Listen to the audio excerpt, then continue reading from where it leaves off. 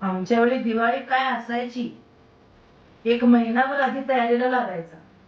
घर आवरायचं, खरेदी, फराळ, काय काय करायचो आम्ही. आई, महिनाभर म्हणजे जरा जास्त होत नाही का?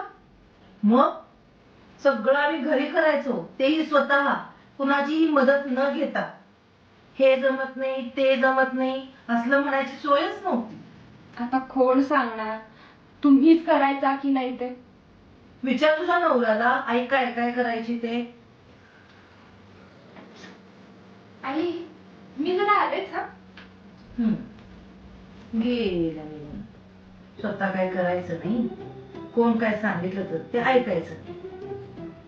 आजकालच्या पोरींना सणासुदीचं महत्वच नाही.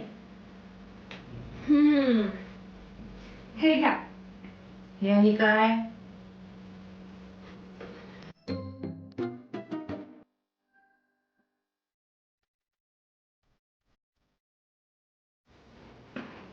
हे तर अगदी मी करायचे तसंच झालंय. मी तेच म्हणतीये आई, सगळं अजून तसंच टिकून आहे. सणासुदीचा आनंदही आणि त्याची चवही, फक्त पद्धत बदललीये.